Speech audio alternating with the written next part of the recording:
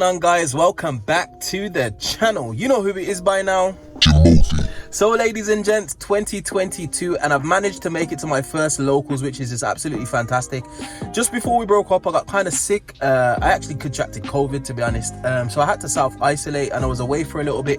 Couldn't really play any Yu-Gi-Oh! Only really could do testing, and I didn't really have the energy to do that, to be honest. So it is actually really good to be back. So what I thought I would do is just play one of my favorite decks. Now, I was thinking about playing Cosmo Dogmatica, but I couldn't actually finish the build. I was looking for some Forbidden Chalices and some other stuff, and I just couldn't find it. So I thought, you know what, I'm just gonna go with something that's just ready to go kind of thing.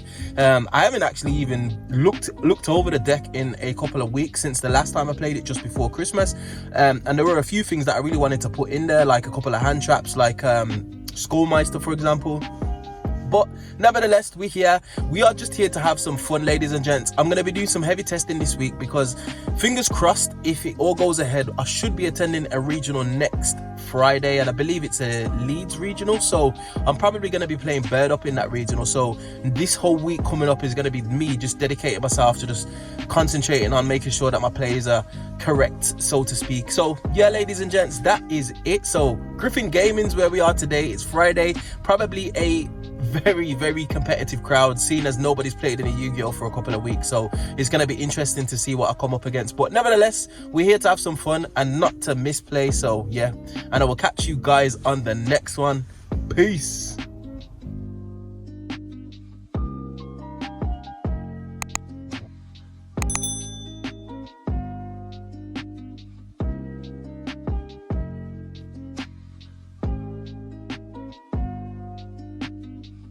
Okay, ladies and gents, so I thought I would commentate over this one, mainly because it was kind of loud in locals and there was a lot of people talking. So I thought to myself, you know what, let's go ahead and give it some commentary. Now I'm up against my friend Red, who is actually piloting Cyber Dragon. So this inherently is just a crazy matchup, especially as I'm playing Earth Machines, as you're gonna see. Now I actually win the die roll, and I obviously decide to go first because Earth Machines can actually OTK, but you kind of need a little bit of setup to be able to access some of your rank 10 monsters, because those are the ones that are going to do most of the heavy lifting for you. So being able to just basically pop off with some of your rank 10s is kind of like what you want to do going second. But nevertheless, I'm going first. I'll start with Mac and a Metal Cruncher. Now there's a few things you can search off Metal Cruncher based on your hand. Now typically you want to get your Brutal Dozer just to be able to get your combo off and going. So as you can see here, I'm explaining to Red exactly how Metal Cruncher works, being able to like basically reveal 3, add 1 randomly back to my hand, and then obviously shuffle the rest back into the deck. So I'm just looking for targets here, as you can see.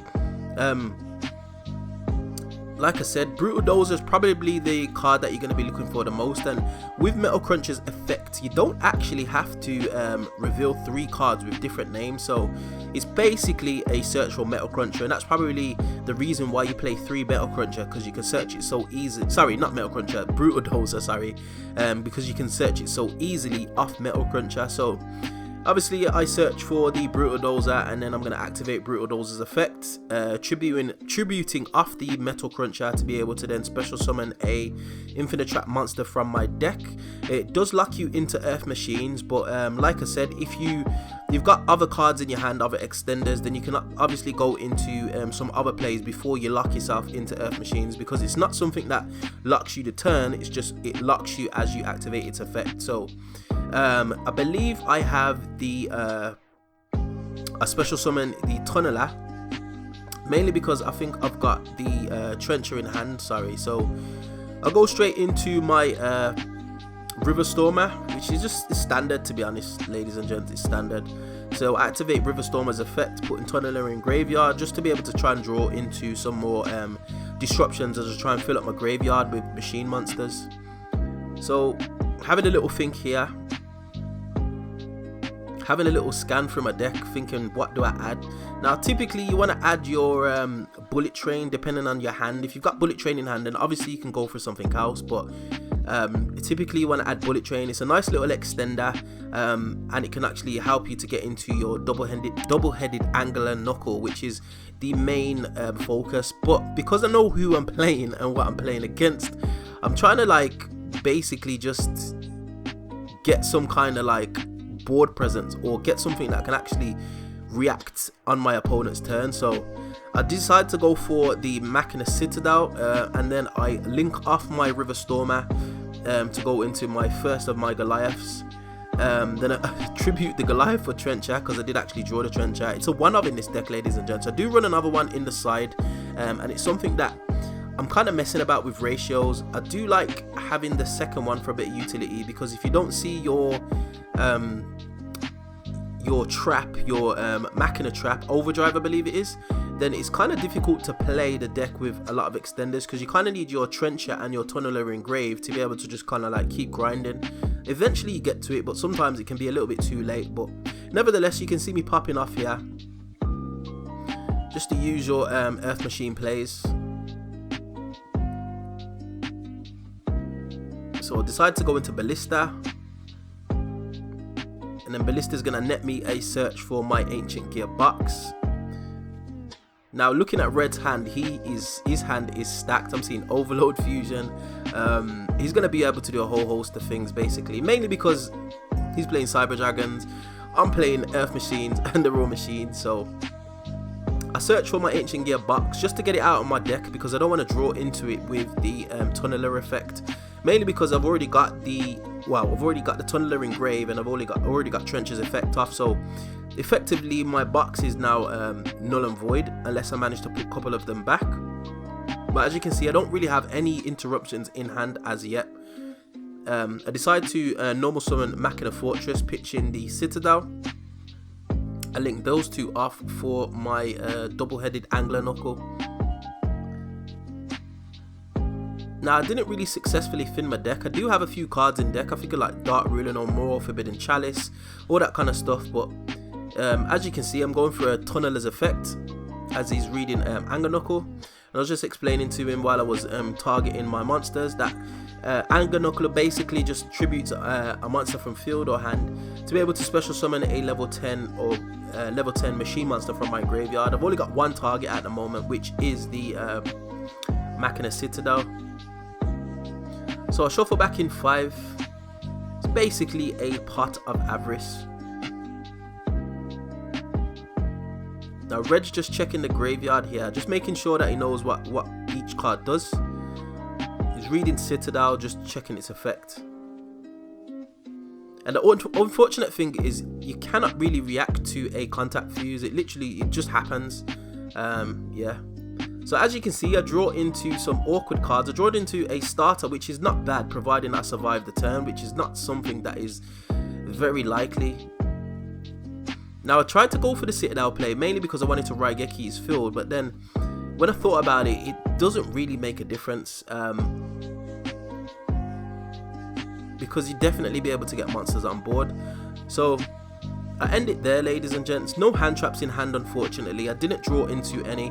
I do play about 9 going second cards, which I think about 6 or even 9 of those are actually traps or hand traps that I could set on my opponent's turn. So unfortunately I didn't draw into any of those. So we pass it over to Red here. Red starts off his plays with a Cyber Dragon Hertz, and then he proceeds to go into thinking about what he could do here. His hand is looking stacked. I am seeing Overload Fusion, and if he does manage to resolve the machine duplication, then he's obviously going to get enough targets engraved to be able to resolve that. So he does actually go into the machine dupe. I do ash the machine dupe, fortunately, but he does have some other plays in his hand. Now as you can see, I Anger Knuckled for my Citadel. Citadel's effects are actually negated, so that probably wasn't the best play to do, to be honest. But it doesn't really make much of a difference because like I said, he's just going to contact fuse, which I knew was coming anyway, ladies and gents. So he decides to contact fuse, goes into Chimeritic Fortress Dragon, and is just thinking about the rest of his play. My board is clear, I've got no hand traps, and it is looking a little bit precarious. So again, he's just decided on what plays he could make. and I am actually sweating. Obviously, Machine Dupe didn't pop off, but he's still got Commemorative Fortress on field, and I know that because we've played previously, I know that he's got Dragoon in his list. So if he does go into Dragoon, it's literally not much more I can do. So I don't really have any graveyard presence, and my hand is just full of starters, so it is looking a little bit precarious.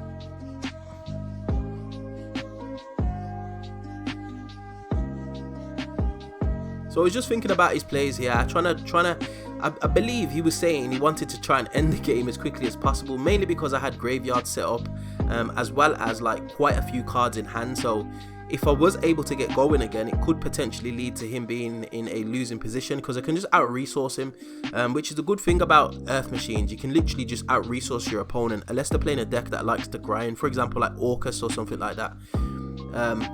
So nevertheless, he thought about his plays. He goes for Cyber Rev System, brings back the Hertz, links those two off, and you already know where this is going, ladies and gents. Straight into the Verte Anaconda, activates Hertz effect to be able to grab himself a Cyber Dragon.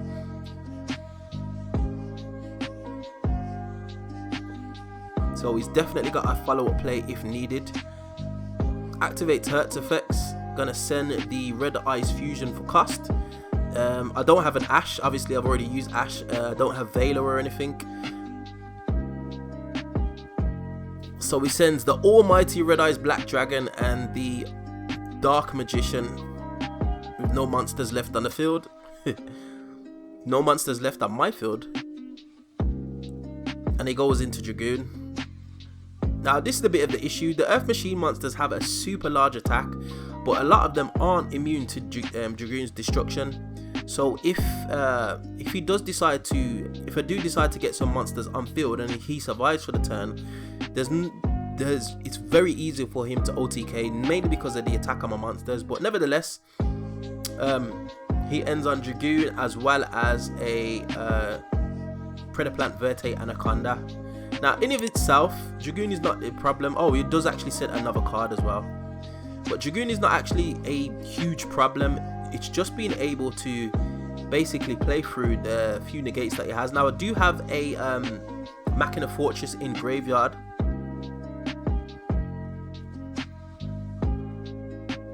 But once Dragoon gets his negate off, there's not a lot I can do, ladies and gents, because he's going to go up to 4k, so I can't crash with the Citadel that would eventually come into get out of the graveyard.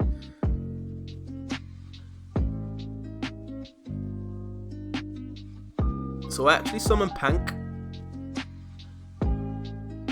Pankratops is not a bad draw there, so tribute Pank to pop his back row. I was trying to bait the Dragoon negate just to be able to pop off, but he decides just to let that one go through. And it was a Cybernetic Overflow, which is going to net him a search, mainly because I popped it whilst he was set. So he's going to go ahead and grab himself some more extenders, meaning he's got more resources in his hand. And that Cyber Emergency is scary, mainly because he can search into a Jizukiru or a whole host of things that he could search there. So there was probably a few plays. I tried to go double-headed Angler Knuckle to be able to try and bait out some negates just to get another body on board. So I'll go into double-headed Angler Knuckle. He does read the effect, realizes it's not much of a threat.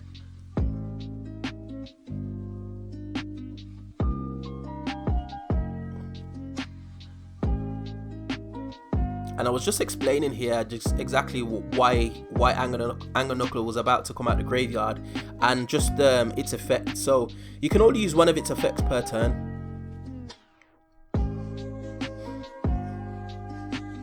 So Angler Knuckle hits the board. He still hasn't used the Dragoon negate. He knows I've got cards in hand. I haven't actually normal summoned as yet.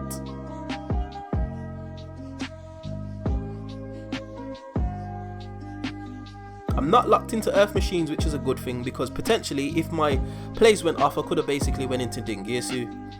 I decided to go into Infinite Track Harvester, which will net me a search, and he's looking at his hand thinking, does he really want to let this go through?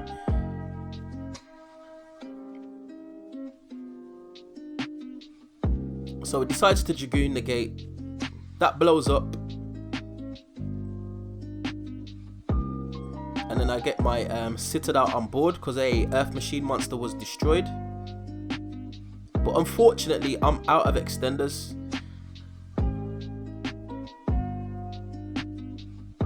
I was explaining here why the Citadel jumped out the graveyard.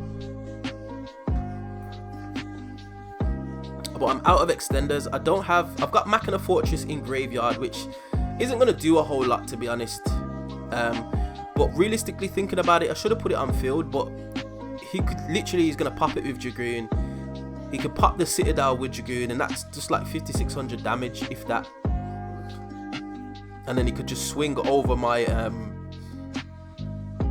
my Angular Knuckle. So I proceed to go into battle phase. I attack over the Verte Anaconda, dealing 2500 damage.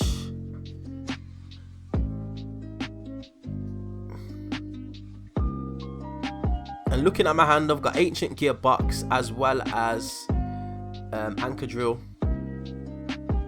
So I potentially could have summoned the Anchor Drill and then summoned the box. Now if that had happened, I would have been able to potentially make a rank 8, but again, it was a risky situation. I wanted to go into some rank 10 plays. I'm thinking about it, I could have definitely played this differently. I could have used Harvester in graveyard, made a Link 1, tributed off the Link monster, but I couldn't get the Link 1 Infinite Track on the field, which is the issue. So I shouldn't have used the Infinite Track Harvester effect. Should have just Noble Summoned it and then used the Graveyard effect. Now thinking about that, ladies and gents, that could have potentially let me out the Dragoon, because if I used the Graveyard effect of River Stormer on the Link 1, he would have potentially negated it with Dragoon, and if he did so, then I would have definitely been able to get Citadel out the graveyard, because I would have crashed the Anger Knuckle into the Dragoon, which would have triggered the Citadel, which would have allowed me to trade with the Dragoon and get it off field. But because it negated something on field and destroyed it, it meant that I was it meant that his Dragoon went up to 4k. Because if you didn't know, ladies and gents, if Dragoon negates something in the graveyard, he can't actually destroy it because it's not alive, so to speak. So he doesn't get the attack boost. But with the 4k attack boost, it makes a bit of a problem.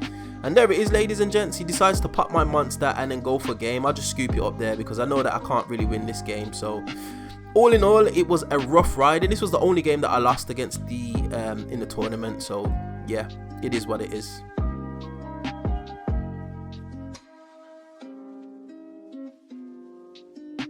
Okay, ladies and gents, it has been a crazy locals. It's actually round 3 at the moment, so I haven't even had a chance to basically report on my last 2 rounds, but obviously I'll give you a final tournament report. But so basically I've won 1, I've drawn 1, and I've lost 1. My loss came against Cyber Dragons, which is just a super bad matchup for Earth Machines. It's just absolutely crazy. Literally contact fused my whole board. It's that simple. I tried to go second, trying to be clever, and it didn't pay off. He set up Infinity, set up Dragoon, he had Ash Blossom. He just basically negated 3 of my plays, and I couldn't do anything else. So that matchup was just a bust anyway. I actually drew against Kragan Control, a super duper grindy match. Shout out to Fabs. I'll leave a link in the description below for his channel. Super duper grindy game. I might even feature that on the channel. And then my game 1, I played against, I can't remember for the life of me, but I basically ground it out. So all in all, ladies and gents, it hasn't been too bad. It's a shame that I lost, but there's nothing I could have done. That matchup was literally the worst matchup I've ever had. We've got 1 more round left. We've probably got about 10 minutes or so. So I'm gonna see if I can grab myself a cup of coffee or a cup of tea or something like that. Have a little sit down and just reflect on the ass kicking that Cyber Dragon gave me. And big shout out to Red. Shout out to you, bro. You did well. You did well. But anyway, ladies and gents, I will catch you on the next clip. Peace.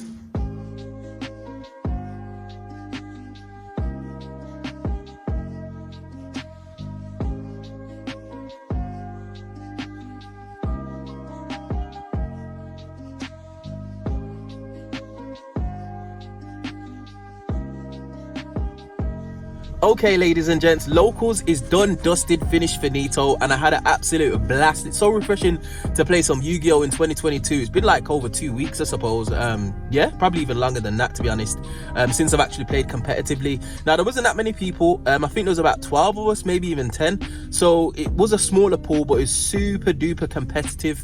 I managed to get 6th place out of the people that was there, and I ended with a record of 1 win, 2 draws, and 1 loss. So my first win was fine and dandy. I just basically out-resourced him. I managed to go first. I won the die roll. I was playing against World Chalice, which was crazy. He managed to summon the Cyberse at Ignista.